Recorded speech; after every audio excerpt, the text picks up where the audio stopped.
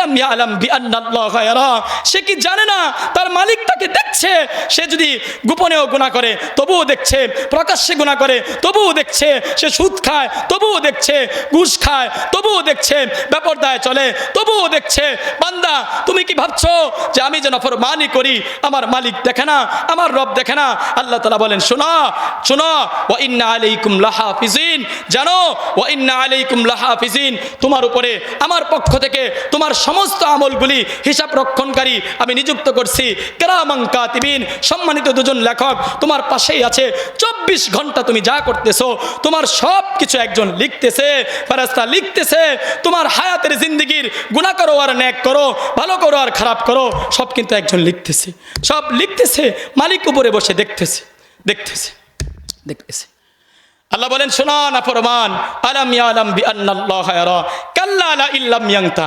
আজকের বয়ানের মাঝে, আজকের আয়োজনের মাঝে তোমাকে ডাক দিচ্ছি, কাল্লা, সাবধান, সতর্ক হও, লা ইল্লাম ইয়াংতা, এখনো সুযোগ আছে, অপরাধ থেকে ফিরে আসো। যদি ফিরে না আসো, লা ইল্লাম ইয়াংতা, যদি তোমার মোবাইলের গুনাহ থেকে ফিরে না আসো, যদি তুমি সুদ থেকে ফিরে না আসো, যদি তুমি পর্দা থেকে ফিরে না আসো, নাফরমানি করতেই থাকো, এখনো মসজিদে না ঢুকো, এখনো আখিরাতের ফিকির না করো, এখনো সমাজ দুনিয়ার ভালোবাসা না ছাড়ো, আখিরাতের চিন্তা না করো, তাইলে শোনো, কাল্লা লা ইল্লাম ইয়াংতা, যদি তুমি ফিরে না আসো, লানাসপাম বিন নাসিয়া, হ্যাঁ শোনো, লানাসপাম বিন নাসিয়া, তোমার সামনের কপালের চুলের মুষ্টিগুলি ধরে টানতে থাকবো। নাসিয়াতিন কাযিবাতিন খাতিয়া, ওই লোকের চুল ধরবো, ওই লোকের কপালের সামনের মুষ্টিগুলি ধরবো। কার? নাসিয়াতিন কাযিবাতিন, ওই মিথ্যাবাদী, খাতিয়াতিন, ওই পাপিষ্টের চুল ধরে টানতে থাকবো। আর তাকে বলবো, ফালইয়াদউনা দিয়া, ডাকো তোমার বন্ধুদেরকে, ডাকো তোমার সহপাঠীদেরকে, ডাকো তোমার পিতামাতাকে, ডাকো তোমাকে দুনিয়ার মধ্যে তোমার রবকে যে ভুলিয়ে রাখছিল ওই বাহিনীদেরকে ডাকো, আসো, তাদেরকে নিয়ে আসো। ফালইয়াদউনা দিয়া, তোমার সাথী সঙ্গীদেরকে ডেকে নিয়ে আসো, আমিও ডাকবো। সানাদউজ জাবানিয়া, অচিরেই আমি জাহান্নামের প্রহরীদেরকে ডাকবো। খুজুহু ফাগুল্লু, তাদেরকে বলা হবে, ওই নাফরমানকে ধর, ওই সুদখুরকে ধর, ওই ঘুষখুরকে ধর, ওই অপরাধীকে ধর। খুজুহু ফাগুল্লু, তাকে শিকল লাগিয়ে দাও। সুম্মা ফি সিলসিলাতিন যারউহা ৭০ যিরাআন ফাসলুকু, এমন শিকল পরাও যার দীর্ঘতা হবে ৭০ হাত লম্বা, ওই শিকল লাগায় তাকে বাঁধো বাঁধো। সুম্মাল জাহিমা সাল্লু, অতঃপর তাকে জাহান্নামে নিক্ষেপ করো, ওই নাফরমানকে জাহান্নামে নিক্ষেপ করো। বন্ধু, একবার ফিকির করেন, আপনার যেভাবে জীবন চলছে এভাবেই যদি চলতে থাকে, জাহান্নাম ছাড়া কোনো গতি নাই, জাহান্নাম ছাড়া কোনো গতি নাই। আপনার যদি মনে হয়, আমি প্রায় কথা বলি, আপনার যদি মনে হয় যে আপনি যেভাবে চলছেন এভাবে চলার মাধ্যমে যদি জাহান্নামে যান, তাইলে জাহান্নামের মায়ের খাওয়ার মতন তৌফিক আপনার আছে, পিটনি সহ্য করার মতন ক্ষমতা আছে, তাইলে ভাই আমার, প্রিয় ভাই আমার, প্রিয় বন্ধু আমার, আমার আত্মীয় স্বজন, আপনাকেই বলি, আপনি তাইলে আপনার মতন চলতে থাকেন। আর যদি মনে হয় সেদিনের আযাব অনেক কঠিন হবে, লাকিলুনা মিন শাজারিন মিন যাক্কুম ফামালিউনা মিনহাল বুতুন ফাশারিবুনা আলাইহি মিনাল হামিম, ওই দিনের এমন এক অবস্থা হবে ভাই, এই দিনের এমন এক অবস্থা হবে ভাই, আপনাকে কেউ দেখবে না, সবাই ইয়া নাফসি করবে, এমনকি নবীরাও আফসোস করতে থাকবে, হায় আমার কি হবে, হায় আমার কি হবে, হায় আমার কি হবে। সেদিনের কথা যদি চিন্তা করেন, যে লাকিলুনা মিন শাজারিন মিন যাক্কুম, সেদিন আপনার খাবারটা হবে এমন এক যাক্কুম ফল, যেই ফলে কাঁটা থাকবে, আর ওইখানের পানি হবে ফাশারিবুনা শুরবাল হিম, ফুটন্ত পুজ, ফুটন্ত পুজ, মানুষের গলতি পুজগুলি আপনাকে খেতে দেওয়া হবে। আপনি একটু ভেবে দেখেন, আজকে একটু অসুখ হইলে, আজকে একটু দুঃখ পাইলে কত বেদনা লাগে, আর সেদিন মায়ের পরে মায়ের, ফিটনির পরে ফিটনি, আযাবের পরে আযাব, শেষ হবে না, মরণ আসবে না। পাপিষ্ঠগুলি বলবে, হায় আল্লাহ, আমার এখন যদি মৃত্যু চলে আসতো, হায় আল্লাহ, আমি এখন যদি দুনিয়াতে চলে যেতে পারতাম, আমার আপনি শেষ করে দেন। আল্লাহ বলবেন, না রে বান্দা, এটা শেষের জায়গা না, জাহান্নামও শেষ হবে না, জান্নাতও শেষ হবে না। জান্নাতে যে যাবে সেও চিরজীবন থাকবে, জাহান্নামে যে যাবে সেও চিরজীবন থাকবে। সেজন্য একটু ফিকির করেন, আজকে 24 ঘন্টা গুনাহ করি, কোনো গুনার কোনো অনুশোচনা নাই আমার, আমি কিস্তি দেই, কোনো অনুশোচনা নাই, আমি বেপরদায় চলি, কোনো অনুশোচনা নাই, আমি মোবাইলের মাধ্যমে পরনারী দেখি, কোনো অনুশোচনা নাই, ফিল্ম দেখি, মুভি দেখি, নাটক দেখি, কোনো অনুশোচনা নাই, অনুশোচনা হারায় গেছে। মাল ঈমান ক্বালা ইযা সাররাতকা হাসানাতুকা ওয়া সাআতকা সাইয়্যাতুকা ফাআনতা মুমিন। রাসূলকে প্রশ্ন করেন, ঈমান কি জিনিস? রাসূল বলেন, ক্বালা ইযা সাররাতকা হাসানাতুকা ওয়া সাআতকা সাইয়্যাতুকা ফাআনতা মুমিন। যখন কোনো ব্যক্তির ভালো কাজ তাকে আনন্দ দিবে, খারাপ কাজ তাকে বেদনা দিবে, তখন মনে করবে সে মুমিন। আজকে আমি এই যে খারাপ কাজ করি, এই যে নাফরমানি করি, আমার ভিতরে অনুশোচনাও হারায় গেছে। আজকে আমার মনুষ্যত্ববোধ হারায় গেছে। আজকে আর হারামকে হারাম মনে করি না, সব হালাল বানায় ফেলছি, সব হালাল বানায় ফেলছি। আরও ফেটা গিয়া অজমইলেই বলে হালাল, ফেটাকে কি হইলে হালাল, সুদ হোক আর গু হোক, ফেটা গিয়া অজমইলেই কি বহু লোক বলে। আবার কবরে যা মন চা তাই হোক, ওকে তুমি অপেক্ষা করতে থাকো। এজন্য ভাই যে কথা বলতেছিলাম, আমার আখিরাত আছে, আমার রব আছে। আল্লাহ তাআলা কোরআনে এইভাবে বলেন, আফা হাসিবতুম আন্নামা খলাকনাকুম আবাসা ওয়া আন্নাকুম ইলাইনা লা তুরজাউন। মানুষ, আমি কি তোমাদেরকে অনার্থক বানিয়েছি? আপনারাই বলেন, আল্লাহ তাআলা কি আমাদেরকে অনার্থক বানিয়েছে? ওয়া আন্নাকুম ইলাইনা লা তুরজাউন, তোমাদেরকে কি আমার কাছে ফিরিয়ে আনা হবে না? তোমরা কি ভাবছো তুমি এভাবেই থাকবা? তোমার জিন্দেগির একটা শেষ হবে না? তোমার জীবনের একটা শেষ আসবে না? তোমাকে কি এমনিই বানাইছি? বলেন, আল্লাহ তাআলা কি আমাকে এভাবেই বানাইছেন? আমার কোনো কাজ নাই, আমার কোনো কর্ম নাই, আমার কোনো আখিরাতের ফিকির নাই, আমার আল্লাহর বিধান নাই, আমার রবের কি হুকুম নাই? আল্লাহ তাআলা বলেন, আমি কি তোমাদেরকে অনার্থক বানাইছি? এবার প্রশ্ন, আল্লাহ আপনি কেন বানিয়েছেন? আল্লাহ তাআলা বলেন, ওয়ামা খলাকতুল জিন্না ওয়াল ইনসা ইল্লা লিয়াবুদুন। শোনো, দুনিয়ার সমস্ত জিন ও মানুষকে আমি বানিয়েছি শুধুমাত্র ইবাদত করবার জন্য। কি করবার জন্য? শুধুমাত্র কিসের জন্য? ইল্লা লিয়াবুদুন, শুধু ইবাদত করার জন্য। কিসের জন্য বলেন? শুধুই ইবাদত। আমার দিকে তাকান, কিসের জন্য? শুধুই ইবাদত। শুধুই কি? শুধুই ইবাদত।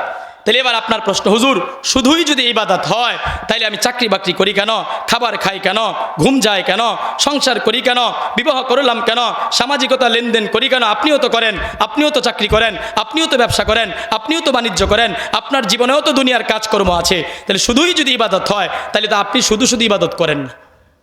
এ কথা বুঝতে হলে এভাবে বুঝতে হবে।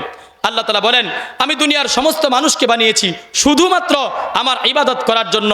এ কথার অর্থ হলো যে আমার জীবনের প্রত্যেকটি কাজে, প্রত্যেকটি কর্মে আল্লাহ যেই হুকুম দিয়েছে, রসুলের যেই তরিকা আছে, আমার সমস্ত কাজে, হায়াতের জিন্দেগির শুরু থেকে নিয়ে মৃত্যুর পূর্ব পর্যন্ত আমার সমস্ত কাজে আল্লাহর আদেশ লাগানো, রসুলের তরিকা লাগানো।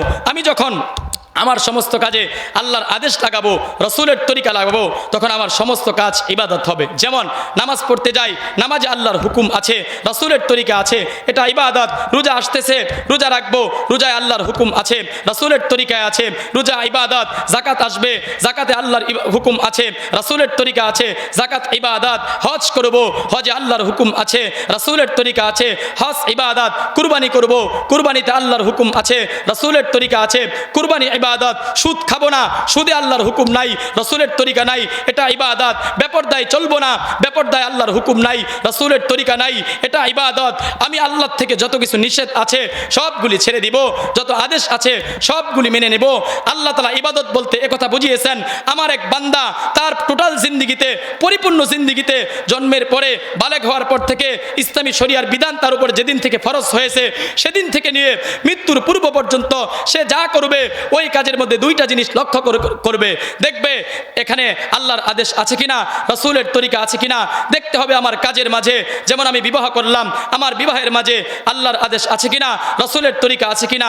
যদি আল্লাহর আদেশ থাকে, যদি রসুলের তরিকা থাকে, তাইলে আমার বিবাহ ইবাদত। আমার সংসারের মাঝে আল্লাহর আদেশ আছে কিনা, রসুলের তরিকা আছে কিনা। যদি আমার সংসারের মাঝে আল্লাহর আদেশ থাকে, রসুলের তরিকা থাকে, আমার সংসার করা ইবাদত। আমার ব্যবসার মাঝে আল্লাহর আদেশ আছে কিনা, রসুলের তরিকা আছে কিনা দেখতে হবে। যদি আমার সংসারের মাঝে আল্লাহর আদেশ থাকে, রসুলের তরিকা থাকে, আমার সংসার করা ইবাদত। আমার চাকরির মাঝে আল্লাহর আদেশ থাকে, রসুলের তরিকা থাকে, আমার চাকরি করা ইবাদত। আমার কৃষিকাজের মাঝে আল্লাহর আদেশ থাকে, রসুলের তরিকা থাকে, তাহলে আমার কৃষিকাজ ইবাদত। আমার কথাবার্তার মাঝে, চাল চলনের মাঝে, উঠা বসার মাঝে, আমার হায়াতের জিন্দেগির সমস্ত কর্মের মাঝে যখন আল্লাহর আদেশ থাকবে, রসুলের তরিকা থাকবে, তখন আমার সমস্ত কাজ কর্ম হবে ইবাদত। তাহলে আল্লাহ তাআলা ইবাদত শব্দ দিয়ে বুঝিয়েছেন, এক বান্দা যেন তার জীবনের একটা পদক্ষেপ না দেয় আল্লাহর হুকুম ছাড়া, রসুলের তরিকা ছাড়া। হুকুম ছাড়া, রসুলের তরিকা ছাড়া বান্দা চলবে না। তাইলে বলেন ইবাদত এটা কিভাবে হবে? যখন আমার জিন্দেগিতে আল্লাহ এবং রসুলের এসে যাবে, আল্লাহর আদেশ আসবে, রসুলের তরিকা আসবে। এবার ইবাদত করব কেন? আল্লাহ তাআলা কোরআনে বলেন, ইয়া আইয়ুহান নাস উবুদু রাব্বাকুমুল্লাযী খলাকাকুম ওয়াল্লাযীনা মিন ক্বাবলিকুম লাআল্লাকুম তাত্তাকুন। হে মানুষ, তোমরা কি করো? উবুদু রাব্বাকুম, তোমাদের রবের ইবাদত করো। আল্লাযী খলাকাকুম, যিনি তোমাদেরকে সৃষ্টি করেছেন। ওয়াল্লাযীনা মিন ক্বাবলিকুম, যিনি তোমাদের পূর্ববর্তীদেরকে সৃষ্টি করেছেন। ইবাদত কেন করবে? লাআল্লাকুম তাত্তাকুন, যেন তুমি মুত্তাকি হতে পারো, যেন তুমি তাকওয়া অর্জন করতে পারো। আল্লাহ তাআলা কোরআনে বলেন, ওয়ালাকাদ ওয়াসাইনাল্লাযীনা উতুল কিতাব মিন ক্বাবলিকুম ওয়া ইয়্যাকুম আনিত্তাকুল্লাহ। শোনো, ওয়ালাকাদ ওয়াসাইনাল্লাযীনা উতুল কিতাব, তোমাদের পূর্বে যারা কিতাব বলার আসছিল তাদেরকেও আমি বলেছিলাম, তোমাদেরকেও বলছি, ওসিয়ত করছি, ওয়া ইয়্যাকুম আনিত্তাকুল্লাহ, তোমরা আল্লাহকে ভয় করো, তোমরা তাকওয়া অর্জন করো, তোমরা তাকওয়া অর্জন করো। আল্লাহ তাআলা কোরআনে বলেন, ইয়া আইয়ুহান নাস ইন্না খলাকনাকুম মিন যাকারিন ওয়া উনসা ওয়া জাআলনাকুম শুউবান ওয়া ক্বাবাইলা লিতাআরাফু ইন্না আকরামাকুম ইনদাল্লাহি আতকাকুম। হে মানুষ শোনো, আমি তোমাদেরকে একজন নারী একজন পুরুষ থেকে সৃষ্টি করেছি। কেন জানো? তোমাদেরকে আমি বিভিন্ন গোত্রভেদে পার্থক্য করেছি, লিতাআরাফু, যেন তোমরা একে অপরের সাথে পরিচিতি অর্জন করতে পারো। কিসের? তোমাদের যে শ্রেষ্ঠত্ব, এটা কোনো গোত্রভেদে হবে না, সমাজভেদে হবে না, কালোর কারণে হবে না, সুন্দরের কারণে হবে না, ধনীর কারণে হবে না, গরিবের কারণে হবে না। তোমাদের আমার কাছে যে শ্রেষ্ঠত্ব হবে তার শুধুমাত্র তাকওয়া অর্জন করলে হবে। ইন্না আকরামাকুম ইনদাল্লাহ, আল্লাহর কাছে শ্রেষ্ঠ হলো সে যে ব্যক্তি মুত্তাকি। আল্লাহর কাছে শ্রেষ্ঠ হলো সে আতকাকুম, যার কাছে যত বেশি তাকওয়া আছে আল্লাহর কাছে সবচেয়ে বেশি শ্রেষ্ঠ সে। তাহলে বলেন, আল্লাহর কাছে সবচেয়ে বেশি প্রিয় কে? যে ব্যক্তি আল্লাহর প্রতি ভয় করলো, তাকওয়া অর্জন করলো, ওই ব্যক্তি সবচেয়ে বেশি কি প্রিয়। তাইলে আমাদেরকে তাকওয়া অর্জন কর। তাকওয়া কাকে বলে?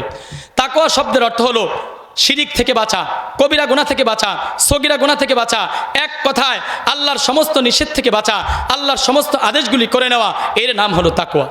আল্লাহ তাআলা কোরআনে বলেন, ইয়া আইয়ুহাল্লাযীনা আমানু কুতিবা আলাইকুমুস সিয়াম কামা কুতিবা আলাল্লাযীনা মিন ক্বাবলিকুম লাআল্লাকুম তাত্তাকুন। হে ঈমানদার শোনো, আমি তোমাদের উপর রোজা ফরজ করেছি। কেন জানো? যেন তোমরা তাকওয়া অর্জন করতে পারো। তাহলে রমজানের যে রোজা আসতেছে, এই রোজা কেন আসতেছে? তাকওয়ার জন্য। আল্লাহ বলেন, লা ইয়ানালাল্লাহু লুহুমুহা ওয়ালা দিমাউহা ওয়ালাকিন ইয়ানালুহুত তাকওয়া মিনকুম। আমি তোমাদেরকে যে কুরবানির বিধান দিলাম, আমি তোমাদের কুরবানির গোশত চাই না, রক্ত চাই না, তবে কি চাই তোমাদের থেকে?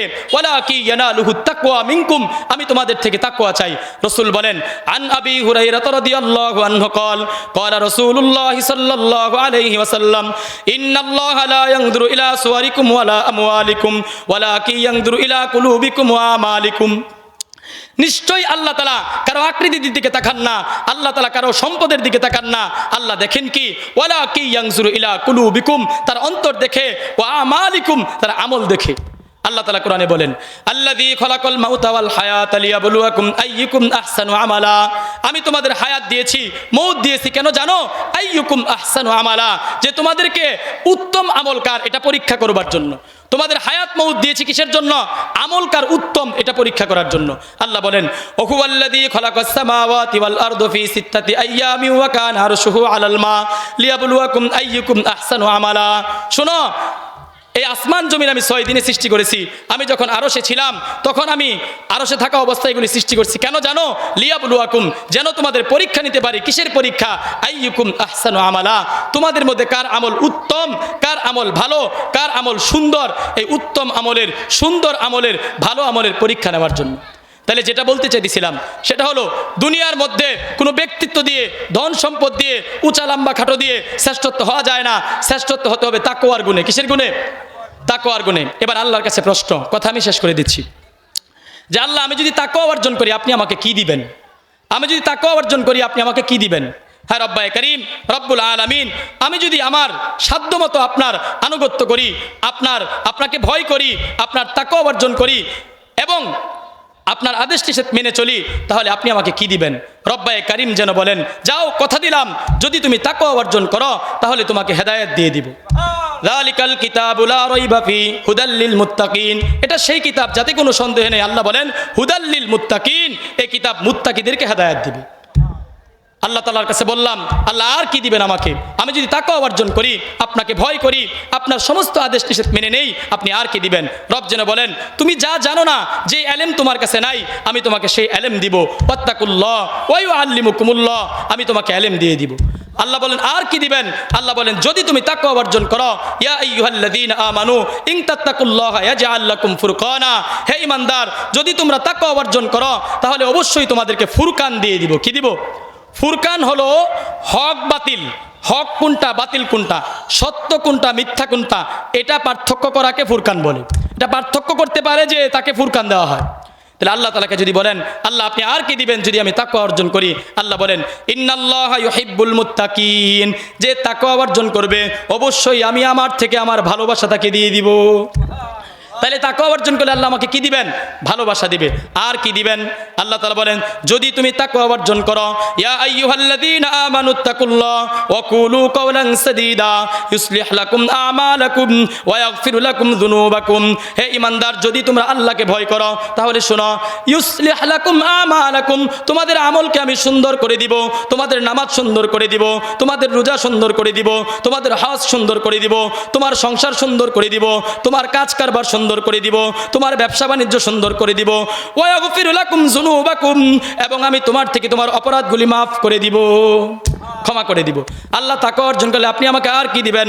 রব যেন বলেন, ওয়াল আকিবাতু লিল মুত্তাকিন, যদি তুমি তাকওয়া অর্জন করো, তাহলে দুনিয়ার সব সুখ তুমি পেয়ে যাবে, দুনিয়ার তোমাকে সব কিছু তোমাকে সাজিয়ে দিবে। আল্লাহকে বলেন আর কি দিবেন? সর্বশেষ কথা, আল্লাহ বলেন, তোমাকে আমি জান্নাত দিব। কি দিব? তাহলে তাকওয়াওয়ালাকে আল্লাহ কি দিবে? জান্নাত দিবে। ইন্নাল মুত্তাকিনা ফি জান্নাতিন নাঈম, নিশ্চয়ই যারা তাকওয়া অর্জন করবে তাকে নিয়ামতে নিয়ামতে ভরা জান্নাত দিয়ে দিব। তাহলে সর্বশেষ কথা হলো এই, আমাদের হায়াতের জিন্দেগির মূল উদ্দেশ্য হলো আখিরাত অর্জন করা। আখিরাত অর্জন হবে তখন আমার জীবনে তাকওয়া আসবে যখন, আর তাকওয়া হবে কখন? যখন আমার জীবন থেকে সমস্ত গুনাহ ছুটে যাবে, সমস্ত অপরাধ ছুটে যাবে, সমস্ত অন্যায় ছুটে যাবে, আমার জীবনে কবিরা গুনাহও আসবে না, সগীরা গুনাহও আসবে না, আমার জীবনে আল্লাহ তাআলার কোনো নিষেধ বিষয়গুলি আসবে না। তখন আমি বুঝবো আমার মাঝে তাকওয়া অর্জন হয়েছে। এজন্য আমরা প্রত্যেকেই আখিরাতের সামান অর্জন করবার জন্য আমার জীবনকে আল্লাহ যেভাবে বলছেন সেভাবে সাজাই, আল্লাহ তাআলা যেভাবে বলছেন সেভাবে চলি। আমার জীবনে যখন আল্লাহর আদেশ রসুলের তরিকা নিয়ে আসব, আল্লাহর সমস্ত বিধান আমি মানব, আল্লাহর সমস্ত অন্যায় কাজ ছেড়ে দিব, তখনই আমার আখিরাত অর্জন হবে, তখনই আমার আখিরাত অর্জন হবে। তো যাই হোক, আল্লাহ তাআলা আমাদেরকে শুরু থেকে নিয়ে এই পর্যন্ত যে কথাগুলি আলোচনা হলো, পূর্বেও আলোচনা করেছেন, পরেও করবেন, প্রত্যেকটি কথা শুনে যেন আজকের এই ইস্তাহি মাহফিলের মাধ্যমে যেন আমার জীবনটা ইসলাহ হয়, আমার জীবনটা সংশোধন হয়, আমার জীবনটা পরিবর্তন হয়। আল্লাহ তাআলা প্রত্যেককে দ্বীনের প্রত্যেকটি কাজ করার তৌফিক দান করুক।